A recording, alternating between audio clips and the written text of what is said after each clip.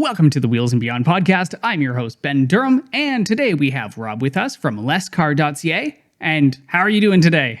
I'm doing wonderful. It's so great to chat with you. I've been dipping into as many podcast episodes of yours as I can, and it's great to be here.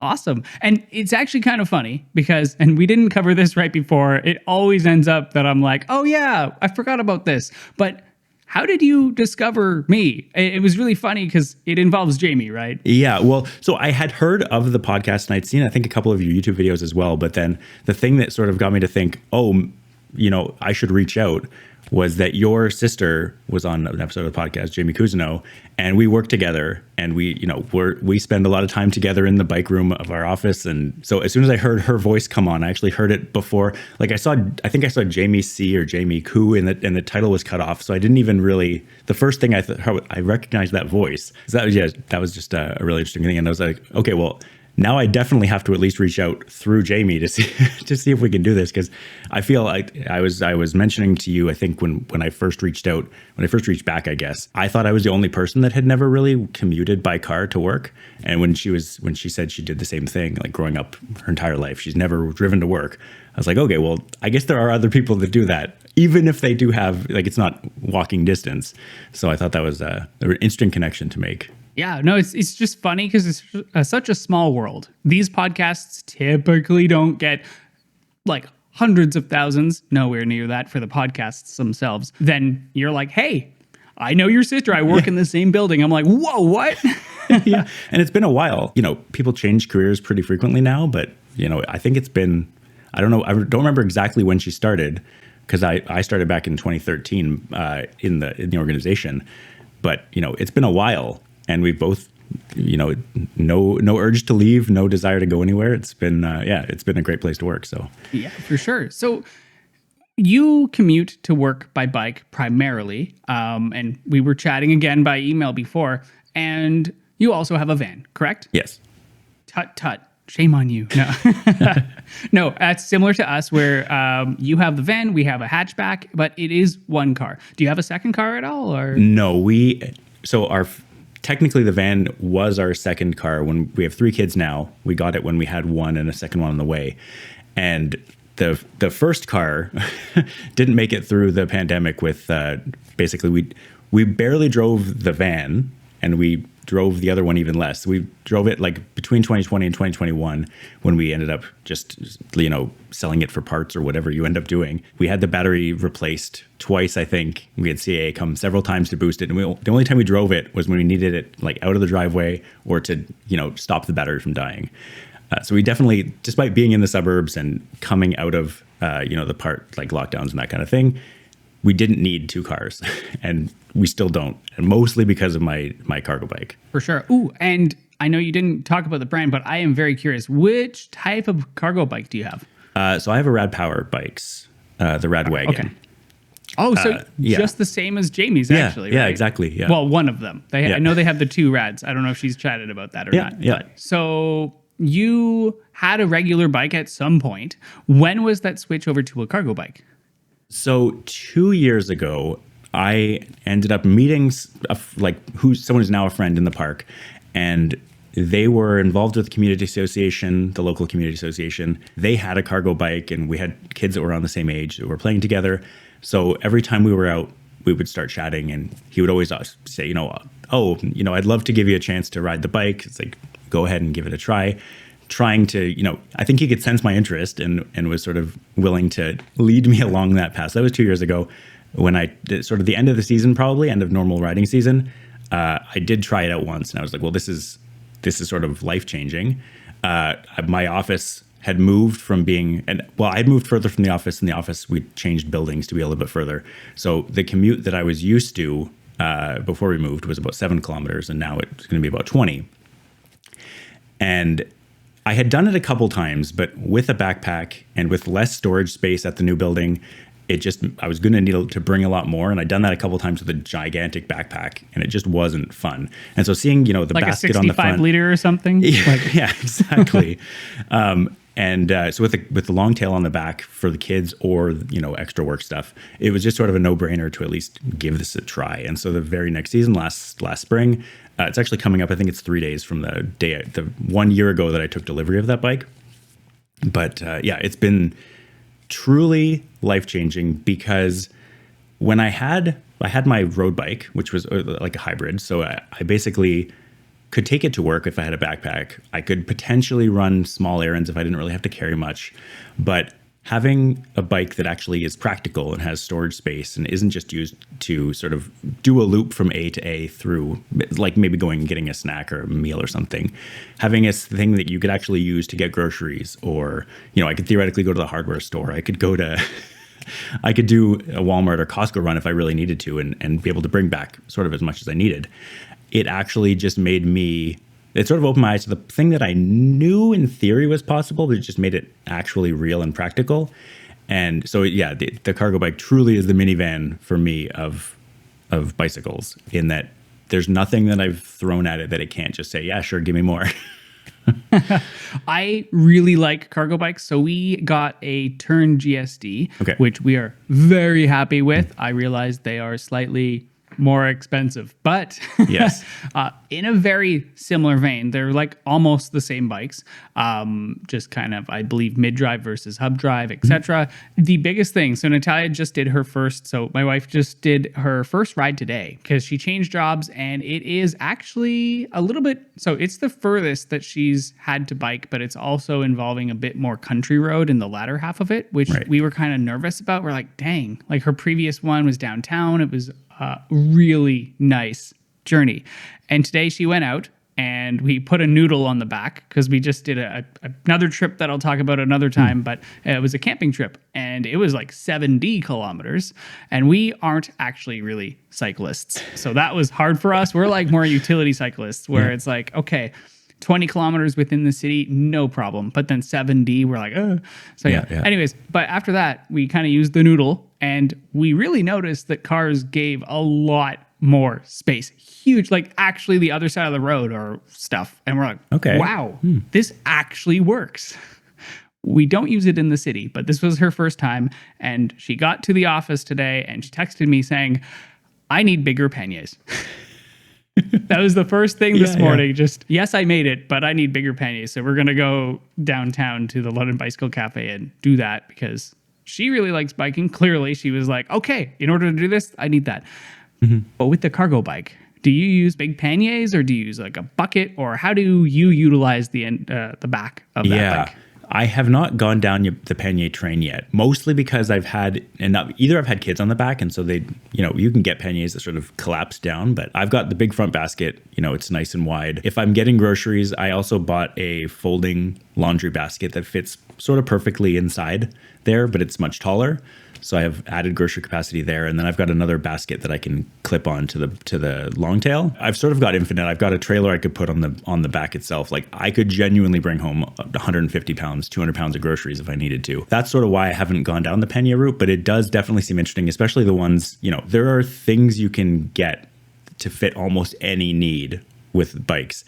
I feel like if I did have that, I could fit like 300 pounds of groceries if I had panniers and the baskets and the trailer, and there's no limit to the amount that it could just pull. They're very malleable in like their function. You start with a basic bicycle and then you upgrade to maybe a cargo bike if that works, or if you have to go further and carry more.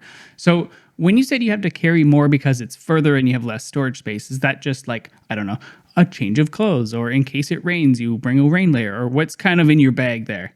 Yeah, so genuinely, I've got it down to more of a science now than I did when I first started, which was kind of haphazardly packing several bags and trying to fit it all in. Now I've basically got my shoulder bag that converts into a backpack if I want to. That goes in the front, and I've got it just basically like a grocery delivery bag, like an Uber Eats or whatever delivery bag that goes in the back that's got, towel, change of clothes, that kind of thing. I don't always shower, depending on how long it's been. I don't feel the need to shower, but I like to have the option. That ends up being change of clothes and the towel and shower stuff in the back, and then the actual work stuff in the front. But I've also, part of it is a kind of, if you can prepare yourself commuting to work, but without having things. So like basically what I've done to make it easier for myself is I've just got essentially a copy of everything at work. So I asked them for another keyboard. I have another mouse there.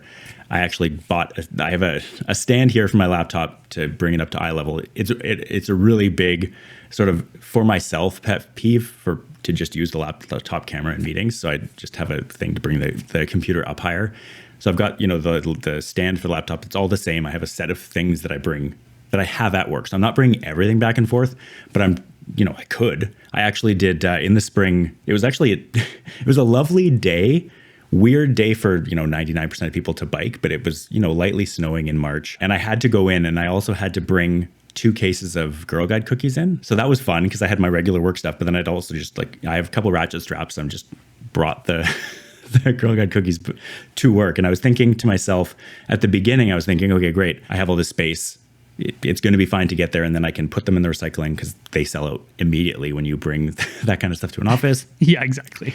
I was like, okay, well, I can get rid of them. And then at least on the way back, I won't have to worry as much. Like nothing shifted, nothing fell or anything like that. But less to worry about on the way back. I won't have these boxes. And then my wife said that they actually want the boxes back this year. They're going to do something with birds, and they're going to be able to reuse the boxes after. So I was like, okay, well, that's not ideal, but I can bring, it's not going to be any weight. I can bring these empty boxes back. But it's nice to have that flexibility to just, essentially anything you can throw on. Brought pizza back, just, again, ratchet strapped to the front of the bike. You can't go as fast. You have to be a little more careful for bumps. I've done that in the middle of winter when it's minus 20, but the pizza store is not that far away.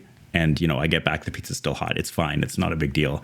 That's, it can literally do anything I've thrown at it. I was going to say with that, a lot of people don't realize, I think I've mentioned this a few times before, but especially in the winter, if you're saying the pizza place is not that far away, it actually is not great for you to start up your vehicle and go, like an internal combustion vehicle like your van or hatchback, and then go 2 kilometers, come back. Your engine actually starts to, it doesn't have enough time to warm up, and so it's bad for it. And then moisture doesn't have time to evaporate either, so that's not great for it. Meanwhile, that's the perfect thing. It's like, hey, it's 2, 4 something kilometers like that, and you just go there, come back. You're still nice and toasty because you kind of pedaled and you're back. So, yeah, that's the less car side of things.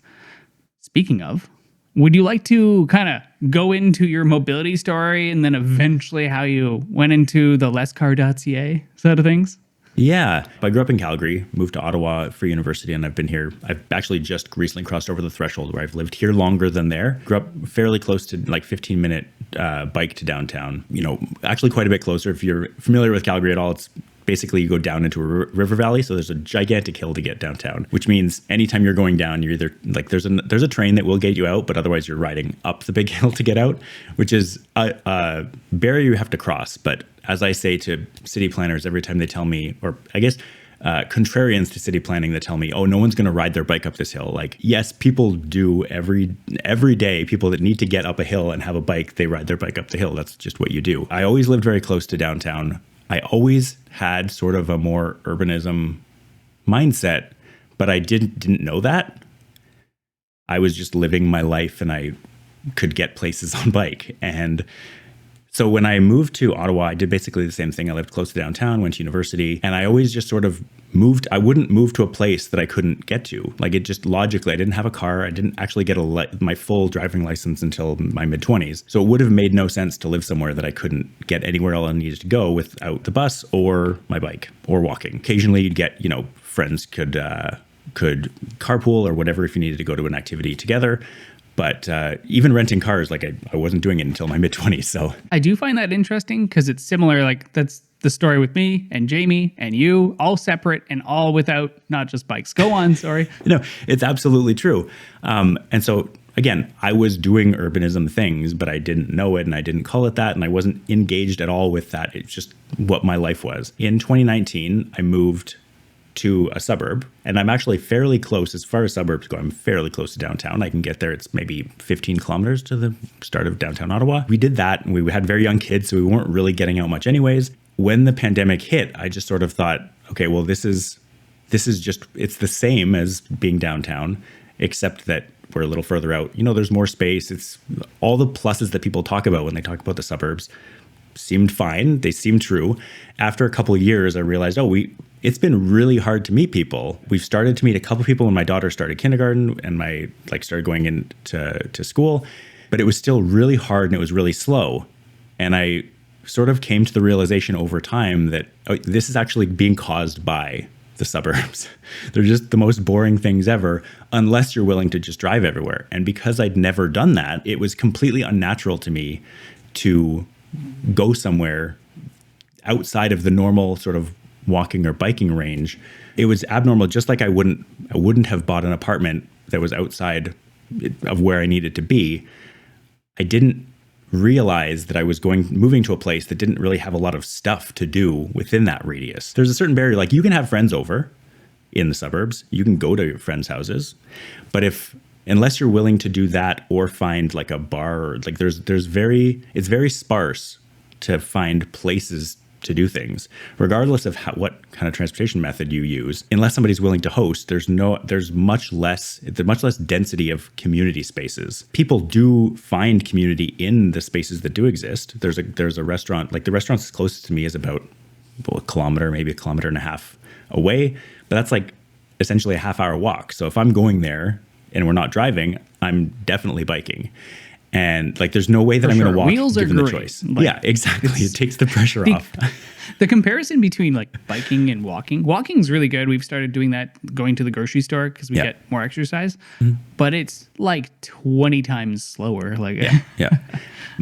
And the thing that I've noticed is that in multiple ways, my kids are noticing how much worse it is to drive. Despite it's not that I don't talk about it, because I do, but they're noticing, aside from me mentioning it, like anytime they're doing a lot of construction on the 174, the highway going east in Ottawa, and they're noticing every time we have construction now, they're like, there's a lot of cars here.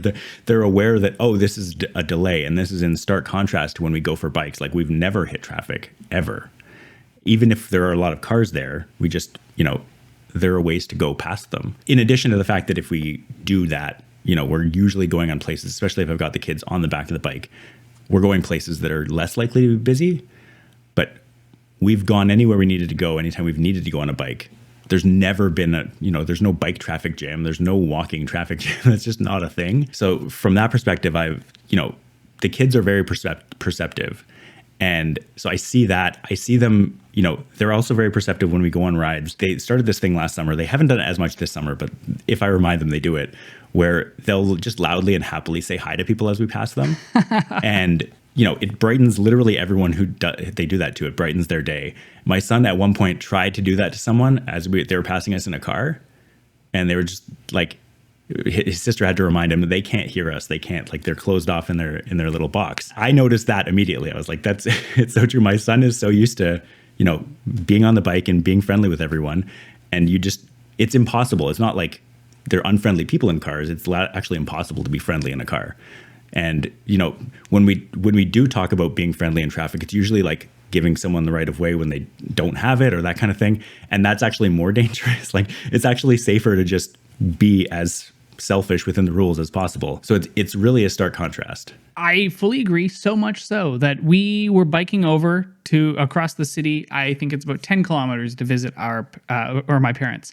And we went to do a card game yesterday. It was great. But on our way, we were biking totally fine. We were taking a route. We stopped at like Best Buy to drop off some e-waste or something. We had to do that for a while. But again, cargo bike, it was great. Had like a whole monitor. Totally fine. Don't worry. I tried to salvage it. It has been sitting there for years. Nice. I don't just throw things away. But anyways, yeah, cargo bike, great. But the reason I even mentioned all of that is we got there and Natalia checks her phone or whatever. And she's like, our friends messaged us saying, hey, like, was that you guys biking over there? And you don't get that when you're in a car. You just don't. Like, the community's not there. They are in a car, that's fine. But then they were stuck in traffic and they were just sitting there. And then we go by and then we didn't know, because if anyone's listening, don't honk at people. It's very loud. So they didn't. But we probably whipped by way too quick for them to like roll down the windows and like, hey.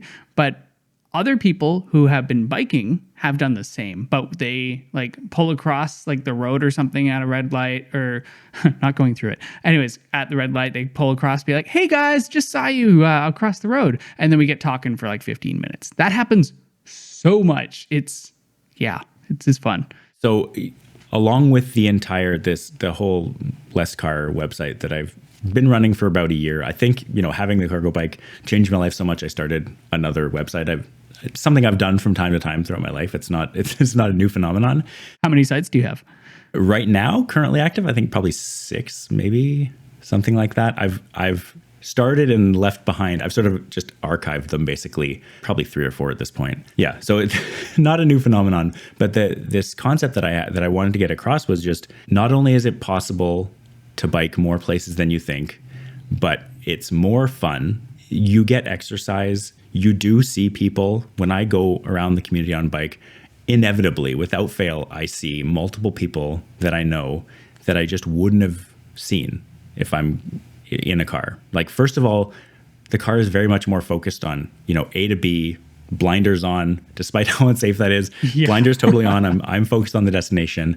And even if you do see someone, like, what are you going to do? Like you said, you can honk. You're not going to install a second button in your thing to go, Heidi ho, something like that. Oh man, I really want that second button though.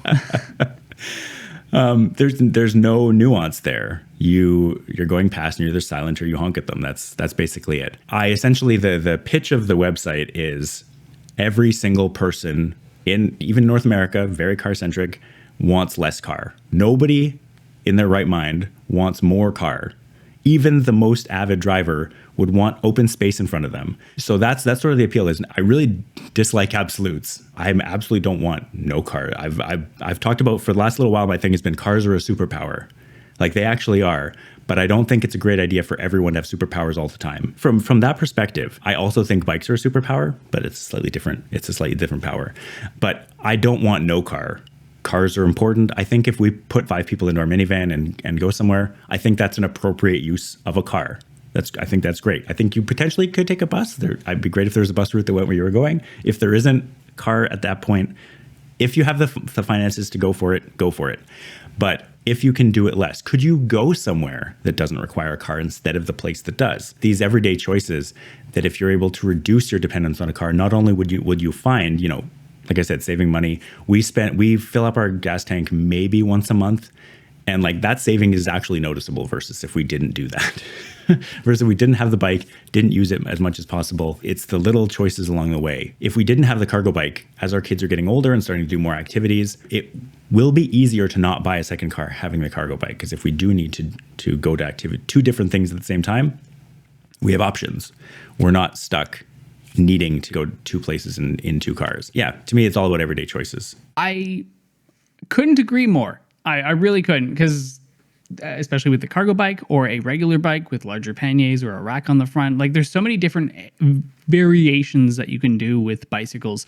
But having the one car, let's say, for a family, and in your case, you have a fairly large family. So yeah, it could make sense. And in your case, totally does make sense. So I do hear a lot, and I'm sure you've heard a lot of this too, people saying online, I have like 84 kids and I need a car. And it's like, okay, that's fine. You can have one. That's totally fine.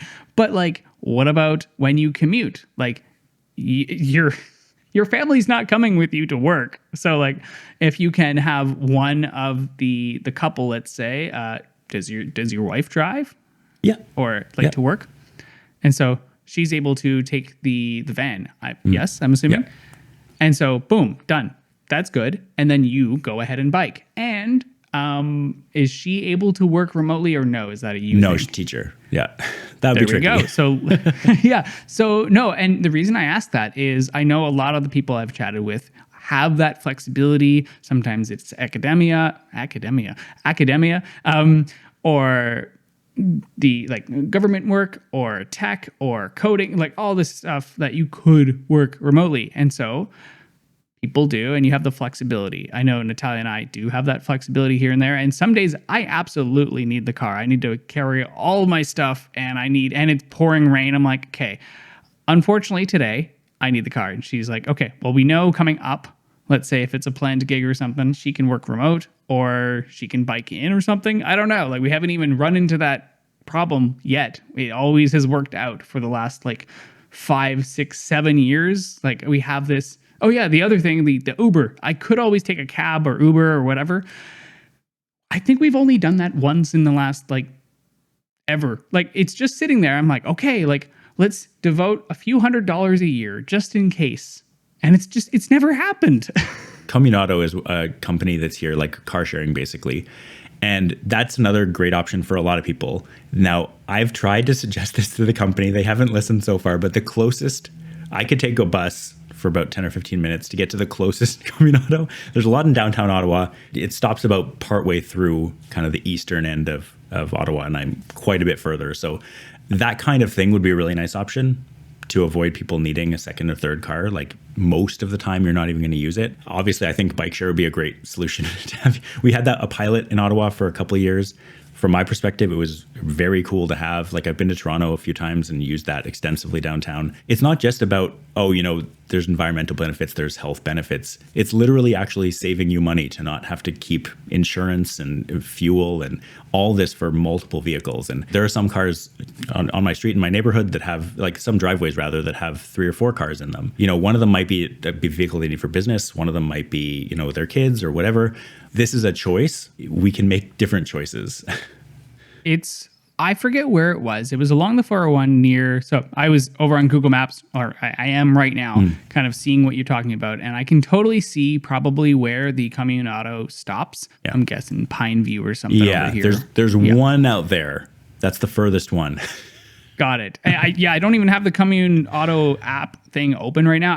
I'm assuming that looked like a border. I'm like, that's probably where it ends. So yeah, right around there. And then you could take the bus 174. Yeah.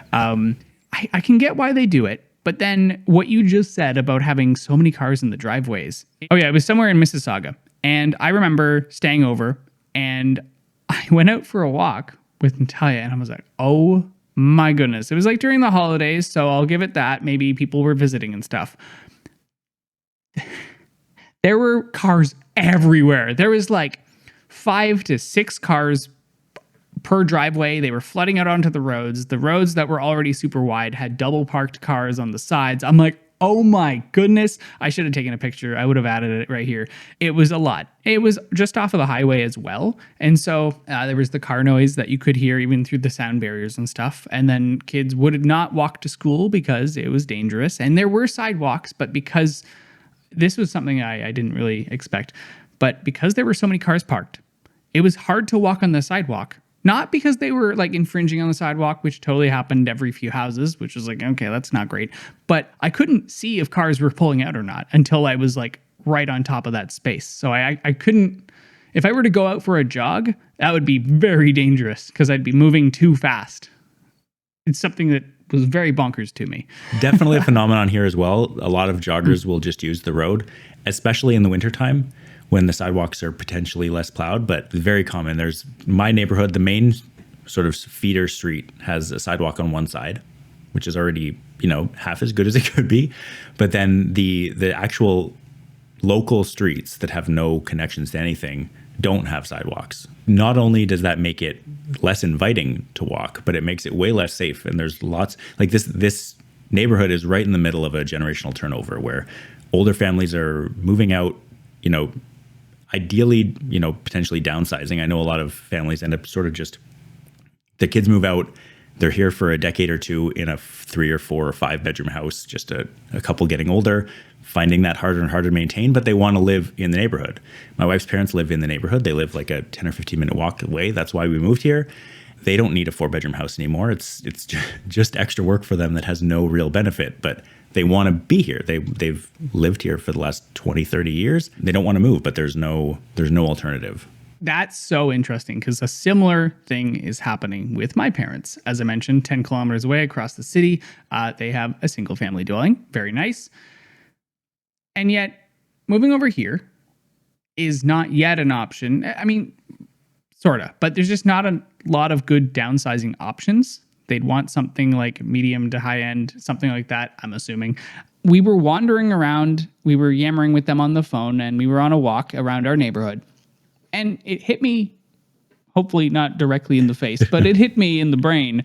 I was like, wait a second. If they were to move over here, and we're just walking down the sidewalk here of our kind of suburby area, it's starting to have a lot more infill around it, but within it, there's not much. And so I was like, like, where would they move? Like, there's no, I don't know where they would move. And then come that month, I think it was, like, an infill announcement was announced. And of course, the NIMBYs showed up, and we showed up as a YIMBY, the city council, saying, no, we actually do really need this. Like, this will help with property taxes, blah, blah, blah, all of the other good stuff. Kind of the strong towns spiel. And they did pass it because we need housing. There's a global housing crisis, but also in Canada, housing crisis. So there's that. And then another area. So there's some infill happening. It's not here yet, but that's who they are for. They're for people who want to downsize or people who are trying to get on the property ladder. Like, it's for a lot of people, right? Yeah. So, yeah, it's more of a property hump, really, because there's a certain period of your life where you start a family and you need more, but then eventually you need less again. And it's a gentle curve, but at some point it'd be nice to be able to move up and down it. Yeah, exactly. It's almost like the only investment. It shouldn't really be an investment, but the only logical thing to do is get a single family dwelling. It's like, okay, but I don't want that. And then, anyways, sigh. Yeah, that's the reality that was sold to me, which I had no reason not to accept it. But I've since figuring this out, I've sort of started questioning every aspect of it. And I actually did want to ask that because we were kind of chatting by email and you mentioned a few different things because I had a few different questions for you. And you came back with some great responses. I'm trying to pull them out again because my whole browser crashed earlier. But okay, if I can recall it correctly, you moved out there. And since then, it's kind of been a lot harder. Now that you have the e-bike, that's great. And it's a cargo bike, so even better. But you are still out in the middle of nowhere. Do you or your wife somewhat, I'm not going to say the word regret, but like somewhat regret it because you have a nice house now and the kids can frolic and play, right? But do I wonder I definitely wonder what it would be like if we lived within walking distance, within biking distance of downtown. I think there'd be more to do, but I don't regret it at all. My wife definitely doesn't. Her family's right nearby. This is where she grew up. So there's definitely no regret on that side. And I also feel like I haven't quite gotten her into the urbanism rabbit hole yet. From my perspective, I am fully committed at this point to just trying to make this place better and trying to, spread the good word about, the opportunities for types of housing other than single family dwellings. That's where the city of Ottawa is undergoing that right now, this review and consultations on the citywide bylaws. And I've found it first of all, it's extremely challenging because you're not just challenging your neighborhood. You're not just challenging your street. You're saying, city of Ottawa, which is massive, by the way. I don't know if you're aware of this, but the actual footprint of the city is like, you can find maps, but it's like the footprint of Ottawa proper, where the actual borders are legally. You can fit like Toronto, Montreal, Vancouver. You can fit all these major metro areas in Canada all within the footprint of Ottawa. It's just enormous. Most of it is farmland, but technically Ottawa. So the tricky thing for me is that in order to change just like people on my street being able to have more than, I think you can do with like 2 or 3 plex, I think is part of the current bylaws. It doesn't just have to be single family houses, but this is all Enville. This depends on individuals buying properties and upzoning them themselves effectively. But there's no ability to have even small apartments if it makes sense for the builder, if it makes sense for the developer, whoever it is. It's just not allowed. You couldn't have somebody come in and purchase a couple of lots next to each other over time, take them out and put in, we're getting close to this neighborhood's from the 80s. So, it's not necessarily that things are falling apart, but it's getting close to the point where you might start considering on an individual basis replacing a house with something else. But there's no legal ability to put in 6 apartments above a cafe or a restaurant or something. There's just absolutely no ability to do that. It feels almost unfair because I'll have conversations with other parents or other people in the neighborhood. They'll say, we'll be talking about urbanism things, and they'll say, I feel like I don't want to get rid of any single family homes. I think they're picturing the actual owners of the house that are selling and saying, oh, I want to, the memories of that family that lived in that house are just going to be gone. You're going to destroy that house. And then the new family that they picture moving in is also not going to be able to live in that house. But they're not looking at it from the perspective of, you know, the potentially half dozen or dozen families that could move into a small, like, again, 3 or 4 stories, little kind of apartment building above something, some destination, some place you can actually just go and visit. It's been really interesting because they'll say that as a sentence or as a thought, and then immediately after go, what should we do tonight? Oh, I don't really feel like driving, but there's nowhere, like there's nothing else. And so it's been really hard to kind of make that case because I can make the case to a single person, and I have tried, and you know, some people are more amenable to it than others. Trying to make that case to an entire city is effectively impossible, and they're trying to simplify zoning. So from their perspective, you know, talking about simplifying zoning, by the way, is just kind of the weirdest thing possible because it's so specific. Basically, whoever originally wrote the zoning bylaws in your area made really, really specific rules about what you can and can't do there, and then you know, making the argument that this is how it's been. This is our character of our neighborhood. The houses have to be 16.5 feet back from the lot, and they can only go as high as 2.43 meters. Like, it's so specific, but they're like, you know, nobody else that wants to build anything other than that here. And we've also, by the way, made it illegal to do that. So exactly. Yeah. It's weird. It's kind of like the free market stuff. It's like, well, this is what people want. It's like, okay, so then release the bounds, like the restrictions. And if this is what people want, then it will continue, no problem. But if it doesn't, then hey, like it's very weird that way.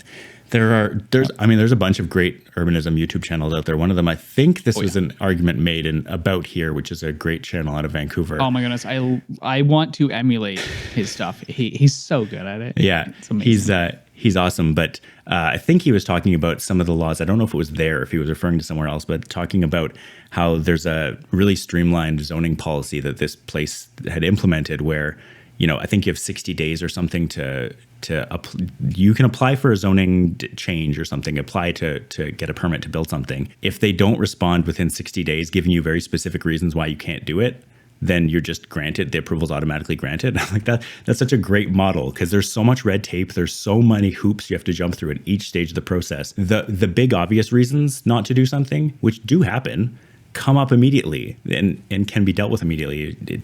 You know, I think there's a lot more flexibility that would be pretty easy for a community to absorb. And not only that, but when the whole neighborhood character thing comes up, I always immediately pivot to, I can build you this mixed use sort of residential on top of low impact business building whose character would fit exactly into this neighborhood. I'm not talking about... It can be very cute too. Yeah, it would be lovely.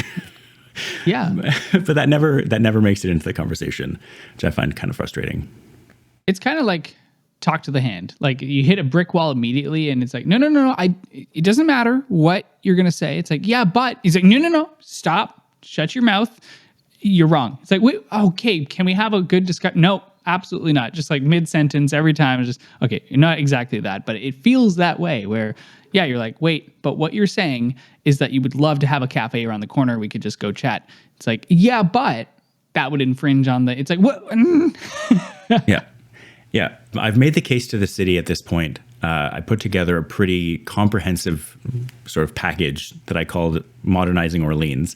And it speaks to some of the things that I think could change about transportation and some of the things I think could change about zoning, because I think those two pieces really tie in well together, because I can talk literally all day about how much I love biking and how much it's changed my life to have a cargo bike, and I can get around basically everywhere I need to go using that bike. And occasionally I'll have a reason to, especially if I'm going just alone, I'll sometimes have a reason. I may need to bring a couch home or something. Like, there's obvious use cases for the superpower of a car. We can change the way our transportation system works, but if we don't change anything about the way that new or existing communities are built and what can go there, then we're going to be missing a giant opportunity, a huge chunk of possibility. So for me, a lot of the zoning conversation comes back to the neighborhood needs to be able to evolve. It doesn't necessarily, I'm not going to even say it needs to change. It just needs to be able to change and be able to sort of flex and adapt and adjust. Because it's one thing to say, oh, I want to be able to get anywhere within 5 kilometers on my bike. I want it to be safe to do that. I want it to be accessible. I want my 7-year-old to be able to do that. But it's another thing to say, I want there to be places within 5 kilometers, more places that I can go, that my family can go. It's not to say that I want to make it illegal to drive across the city to a restaurant, but I'd rather have a restaurant like that here. That's a whole other conversation, but it's sort of the same thing. I think that's a really good way to present it, though. It's like, okay, there's the downtown. That's good. And I'm just immediately getting distracted here because I'm like, was there a video on About here about how there's multiple downtowns? I haven't yet clicked onto that video. Oh, yeah. Just now. Yeah. The most recent one. Yeah. And I have been meaning to watch it. Have not done it. And here I am about to say, without having watched his take on it, I'm like, yeah, it's okay to have these other. Yeah. I bet you I'm going to be counteracting exactly what he says. No, that was the exact point. You're right on. Yeah. Yeah. Got it. Where it's like, yeah, you want things around. You don't only want this one center location, especially when you're so far out in your case. It's like, okay, like it's almost like a tree, like the big trunk, that main highway is the only way to get to the downtown. And then, yeah, well, all your friends would have to drive as well, etc. Anything to do with the LRT extension? Is that planned on coming out to you? Yes. So we're actually going to be about maybe a 10-minute walk if I'm going at the speed of my youngest child. It'd probably be a little more than 10 minutes. My walking speed, probably 7 to maybe 10 minutes to the highway, which is where the LRT is. That is going to be another game changer because what it'll enable is even if we do want to go downtown, even if we want to ride our bikes downtown, we can take out, I can bring my kids with their bikes on the train, go downtown, bike around, and then come back. And not feel the need to, pile all the bikes in the car. My cargo bike will literally, I've never tried, but I'd have to take a row of seats out to get it. It's like 80 inches long. I'm looking forward to that so much, to having that option. One of the cargo bikes are amazing, but they don't fit everywhere. So I would love the idea, the other concept that I would love is to be able to take my bike that's not a cargo bike. And if I'm not bringing a bunch of stuff, I'd love to be able to just bring my regular bike onto the train with my kids and be able to get around that way. We don't need to go far. We don't have to bring a bunch of stuff. I could bring like a backpack with some snacks and lunch, whatever. That would be lovely. That's supposed to happen by the end of this year. It's sort of one of those, paradox things where the date gets closer, but the date keeps getting a little bit further away each time. Eventually they'll meet, but should be the end of this year, maybe early into next year. That's pretty. Like, when did that start? Like, I was going to say that's pretty It's rapid. been a while. It's been, okay. Yeah.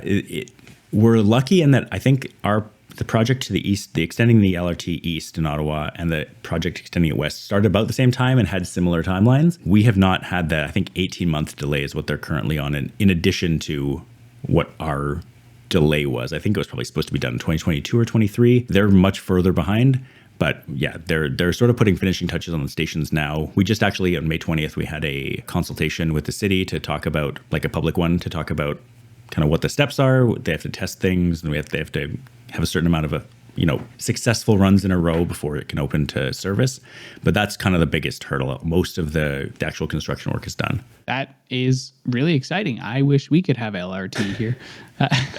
There's a whole thing I should cover at some point about the LRT and how that was botched here. And now it's BRT. So at least there's that, and that is going in. But LRT would have been very nice.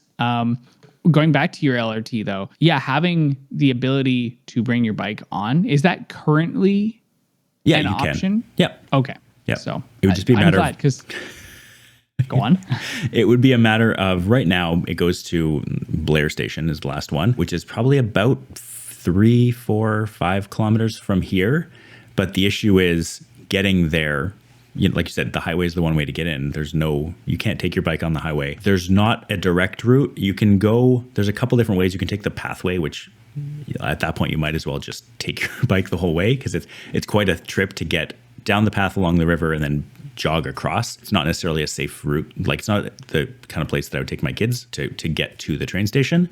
the far one rather. And then the other option is I can go down the local, technically it used to be the highway. It's called Old Montreal Road before they renamed it, but it was the road to go from Ottawa to Montreal before the highway was there. But that one's about I think the speed limit 70 kilometers an hour, and they basically painted bikes every 100 or so feet on the shoulder of this old highway. So again, not ideal to have your kids with you. So at that point, again, we're basically just not going to do that until the train comes out here. Yeah, I'm just trying to think of the highway, the getting to the location. Is it going to have a massive, I'm sure we've both seen the one episode and plenty of other YouTube videos stressing how important the not having a massive parking lot around a transit station is. Do you happen to know if there's going to be a massive parking lot that you have to traverse in order to get to the LRT? So this city, and honestly, I genuinely need to give the city of Ottawa great credit here. They're very good at making plans to have, they've got like 15-minute neighborhoods, walkable areas, safe, complete streets in all the plans along this new transit corridor. So basically legalizing, like rezoning to make density around these station areas possible to be a lot higher. There's currently plans to put in several towers right near the train station that's closest to our house. There's not a lot of, at least on our side of the highway, on the north side of the highway, it's basically all zoned single family. So there's not really going to be any density on that side, but on the other side of the highway, there's already plans. Someone's proposed several towers. We've been making the case now that, these are really great plans. And obviously the planners know what they're doing. They know what the correct choice is. But a lot of the times what we hear when I do talk to councillors or city staff, you can hear in their voice when they're explaining that the towers are going in or someone's applied to build something larger than a single family home. You can hear them in the tone of their voice being like, I'm sorry, we're going to make sure it's not very tall. We're going to, do all these things. I'm like, no, you're misreading the room here. We're actually very for this. Take it further. But that is a lot of, like, they sort of, city staff and councillors have to respond to what they hear. And most of what they hear is, I don't want this. I want my single family home and I want my single family home street. And I'd like to drive everywhere else. Basically, what the community association, what I'm trying to do, personally advocating on behalf of strong towns, is let's actually reframe this conversation to not talk about downsides of upzoning and densification, which again are kind of tenuous in my view, but let's talk about the positives. Let's talk about how much more we can get done as a city if, without you personally having to pay more property tax, there's just a bigger tax base. Let's talk about the services you can get. There's all these upsides that in that kind of circle, in that sort of NIMBY circle, you just don't get. True. I mean, yeah. I mean, I know it's a lot of NIMBYs saying there's a lot of negatives, but there are so many positives. I wish that councillors maybe had that in their back pocket to kind of throw back at people. It's not a throwback. It's more like, well, it's a discussion point, really. It's like, okay, I hear you, but how are your property taxes doing? Are they spiking at all or no? No. So our mayor, who's been mayor for the last, I think, year, probably, maybe a little bit longer than a year, explicitly ran on a promise to not raise property taxes beyond, I think, 2.9% per year, and immediately went, okay, well, we have to do 3.9. Like, that was the first. And again, I'm like, genuinely make this neighborhood denser so that we can raise more property tax, like allow more business development to be able to get more of a tax base, literally raise my taxes. That 3.9%, it's something like $50, maybe $100 a year more. It's just allowing the city to barely scrape by and, again, sort of go further into debt. The roads are genuinely falling apart. They're, like, the entire neighborhood is built so that you could have essentially probably double, triple, quadruple the traffic pretty easily. It was sort of, I think it was at the time in the 80s, I think the city had a lot more disposable income. I heard actually the first roundabout that ever went in this anywhere near this area, they made it a 2-lane roundabout. And they made it that way because they had some extra money. It was going to be one. The city was like, let's do one. And they're like, we have extra money. Let's make it 2. The biggest regret you hear is the decision to do that. And they actually just recently retro configured or whatever that roundabout to be pedestrian priority. So they put up like signalized flashing lights that pedestrians can use to get actual priority. But it used to be basically you're on your own. And so, yeah, it's those kind of decisions that are hard to back away from. But it is possible. And like I said, the city has really great plans, and it's just a matter of sort of holding them to account to actually do the plans that they have. For sure. And the reason I asked about the property tax is because here we are, you may gasp in shock, but I think last year was an 8.9% increase in property taxes. And then this year they're absolutely fighting. I don't think they're going to hit it. I will be very surprised in the coming months to see what happens. They're trying to get it down to 5, most likely going to be 6 to 7. I'm thinking that's my bet. I've just placed my bet right now. It makes sense. Unfortunately, there's a lot of stuff happening. Services are being held. It's a constant balance. But if I'm hearing like 3.9%, that was considered really massive. Wow, that's. I genuinely think so. There's a common misconception about how tax rates will increase as you have more money, your tax rate increases, but it only increases on the part of your income that's higher than the tax brackets. It's not. Is it tax bracket something regressive or? Yeah, progressive. I think that's a very like the sort of the concept that if I make more money, I'm going to be taxed more, and therefore I don't want to make over a certain amount. It's a bizarre sort of misunderstanding of the numbers, and I feel like property taxes are almost deliberately framed in a similarly confusing way, where when you hear an 8%, you think your property tax is going up by 8%, but that's not what's happening. The rate is going up by 8%. So instead of paying 1%, you're paying 1.08%. So like it ends up being this minuscule amount of money. I think potentially because of that sort of misunderstanding of statistics and how these numbers are multiplied together. It's really not a big increase. Even 8% is not a large increase in the property tax rate.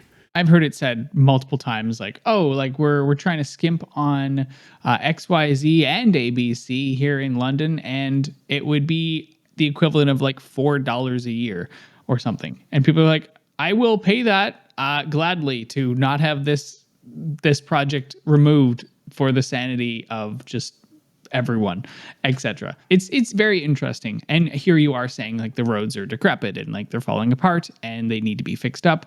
And yet people, the positive that we're both talking here for like the last 10 minutes about is, increasing your tax basis. That's the right words, right? And having more people pay into the pool of taxes. That's good. That's good for everyone, including the single family dwellings, the owners of those, and people who drive and everything else. It just is better for everyone. And maybe not the skyscrapers that are like 50 stories tall. Those are also not necessarily the best things. Really, the missing middle is where we can have the most bang for our buck. Yeah, that's not usually like the term missing middle doesn't necessarily refer to a tower that's medium height. Exactly. But that does sort of apply in that, what we're actually missing is not towers that are 10 stories instead of 20. What we're missing is apartment complexes that have increased density. And again, to the city's credit, I genuinely keep crediting the city. A lot of the new developments, even though I disagree with, like, I think it's called greenfield development, where they just take a new space that was never housing and put residential housing on it. The new suburbs that do that are quite a bit denser, but it's not, I don't think it's from we should have more density. It's more like we can make more money if these lots are smaller. And it's kind of a nice little dovetail there of that technically benefiting the city's finances to do that. It's a weird one because it's good. We need more housing, but then there's a big problem, which we're currently in London facing, where the urban growth boundary is expanding, and there's going to be more of those where there are more dense and higher intensity of these apartment buildings, etc. But this was already done in west of London. West 5 is a problem. It's a really sustainable community. It has like solar panels, it's net zero, blah, blah, blah. And the nearest transit stop is 30-minute walk away. Yeah. It's like, wait, what? So you have a car dependent area that is apparently net zero, etc. It's on the outskirts of the city, which is a huge problem. But at least it's good because it's more dense. It's like, it's it's patchwork across the city. Like we're going in the right direction. I can see why people think it's bad because it's not the greatest, but an infill is debatably better, even if it's like 3-story walk-ups, things like that you see a lot of in Montreal. But I think over the coming years, we'll look back and be like, yeah, we were going in mostly the right direction, I think, compared to just sprawling. I definitely feel that. It seems like there's a possibility. Again, most of the houses in my community don't need to be replaced. But it would be really nice to be able to, when they do need to be replaced or when the person who owns the property wants to replace it, that they can do more than just build a slightly bigger version of what's already there for one family. Yeah. Okay. So I think we've yammered a little bit here, to say the least. I like where this has gone. What would you like to close up on? I think we've gone over some of the ugly and some of the bad. Ed, do you have any other ugly or bad? And do you want to end off on good? What are your thoughts here? I think, honestly, I've never been a negative person. I really like to look on the positives. And so I think, from the perspective of somebody who has grown up without realizing they were an urbanist, they just an accidental urbanist. Yeah. Just did it. And then sort of had to learn, this is why what I didn't have wasn't good. I think for me, it's really all positive. I'm just trying to talk about the positives of doing what you can, whatever you can, to make the place you live and the nearby surroundings more accessible. I think it's been said before, I'm not treading new ground here to say that, the nicer a place is for to drive or for a car, the worse it is for everybody else, the worse it is for everyone that's outside the car. When it comes to noise, when it comes to pollution, when it comes to safety, all these different aspects. But we can, without making it illegal to drive, I think there's a lot that we can do to just like that. That's the message I really want to send with Less Car, with everything I do, is that the suburbs don't have to be boring. It's a choice to make them boring. And once you sort of acknowledge that it would be nice to be able to do things in the suburbs without necessarily needing to drive everywhere, there's actually a lot of options. There's some things you can address with transportation. For one, I've been trying to, for a little while, I might have to increase the pressure as I sort of build on this idea. But the concept of replacing the single sidewalk that we have, the kind of one sidewalk that winds its way through the neighborhood, replacing that with when it gets to the point, because the concrete's pretty old now, it's like 45 years old. When it gets to the point of replacing that wholesale, putting in a multi-use path there instead, it would be about 1.5 times, 1.75 times wider. You'd have bidirectional, like people could actually jog there, be easier to maintain in the winter.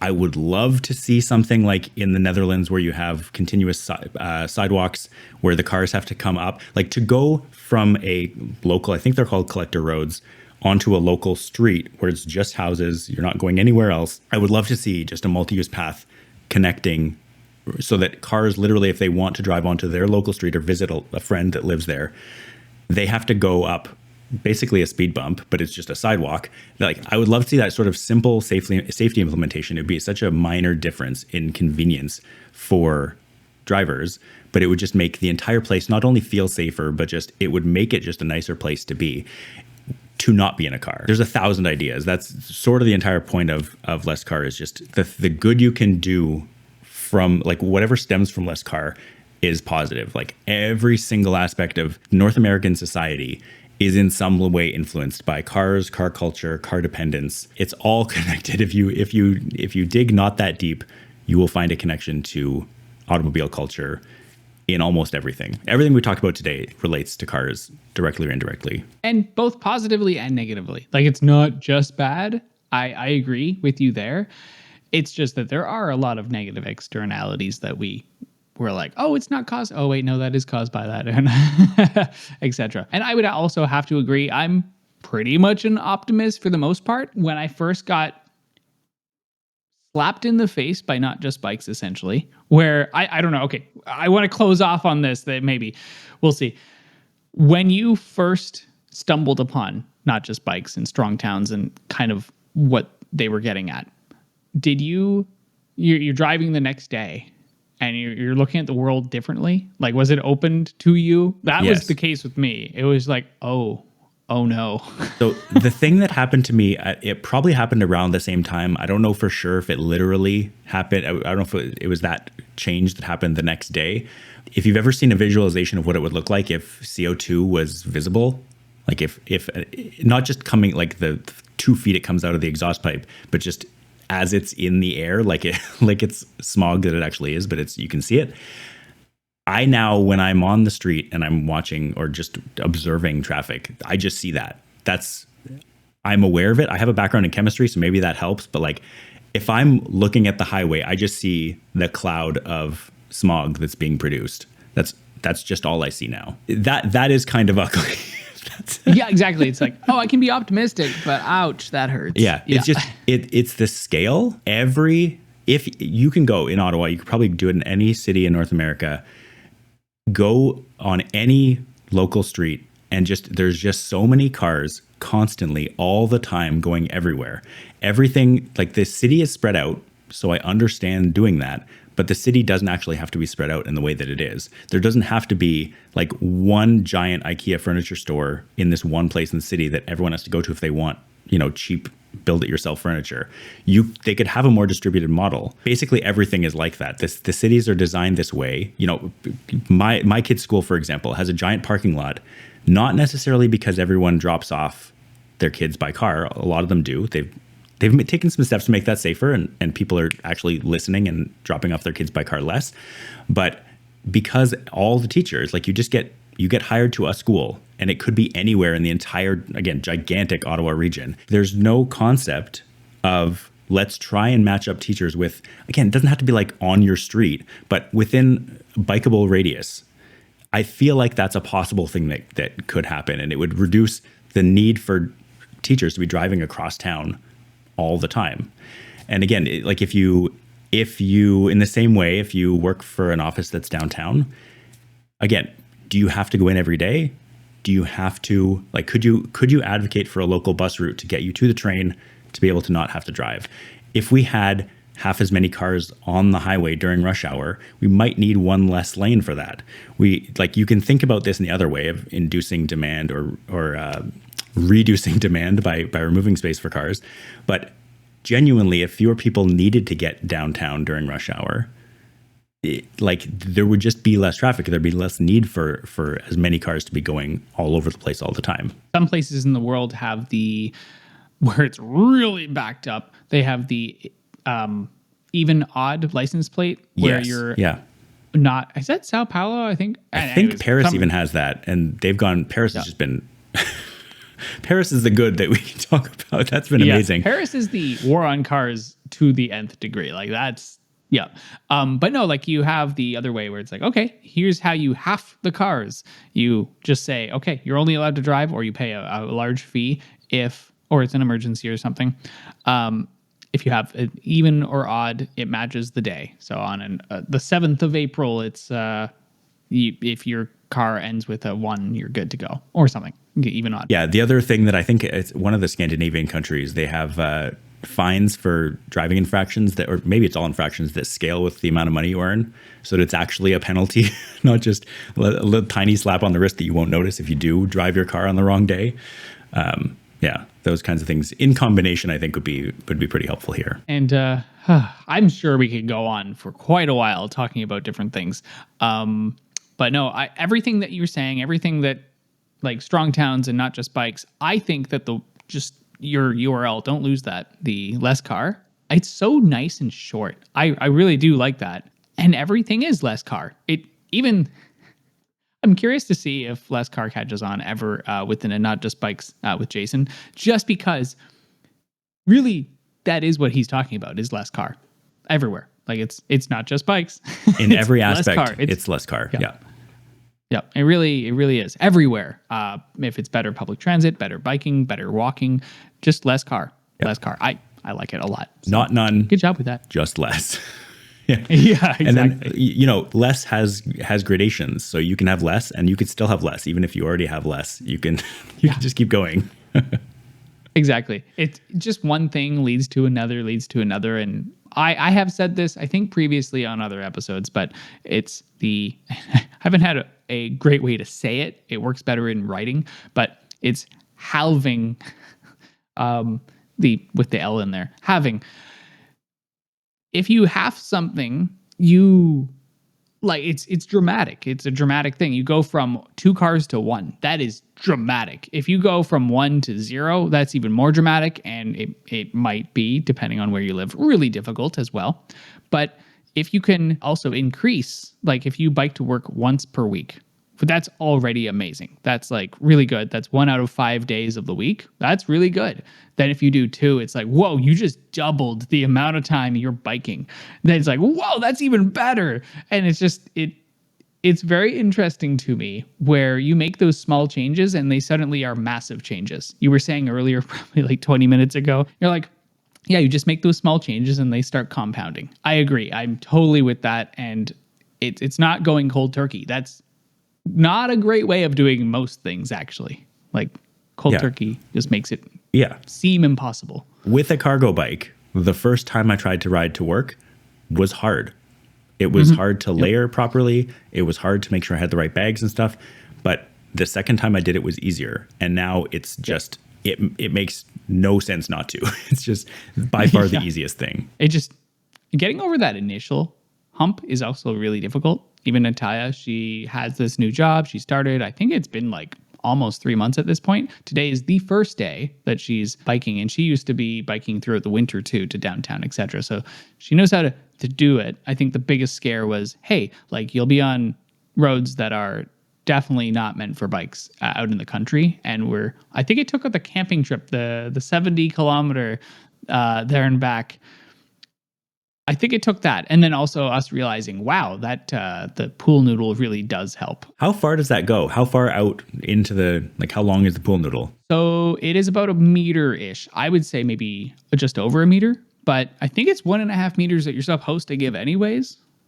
So like it's a good, decent, like I did not expect it to stay up. I thought it would start flopping down, but it doesn't. Or you can kind of turn it if it starts flopping and dragging on the ground.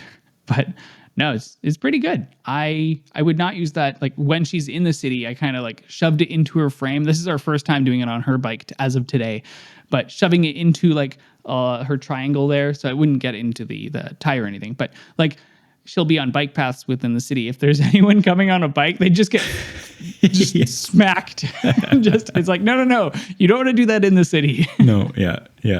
That's awesome. Within bike lanes. Yeah. Or the ones with the protectors, flexiposts or whatever. Yes. It would go. So yeah, I am curious to see what she has to say. Maybe I should interview her. I haven't interviewed her yet. Yeah. Yeah, I think that'd be awesome. I'd love to hear because rural roads you think totally incompatible, but if you have the gear for it, if you have the right tires, it's fine. I'm not sure if the road bike, like really narrow tires, would be good for that, but she has like I don't know what it is, like 1.75 inch wide or something. Anyways, pretty good. I think she'd be good. And yes, it is an e-bike as well. So I think that really does also help because it just like you can nope out of a situation, which is very handy. All right. Well, I have been very enthused by everything that you've said, so I'm very happy with this. Thank you very much for sticking around and listening, and I hope you enjoyed. Check out lesscar.ca. And do you have any other call to actions that you'd like to say?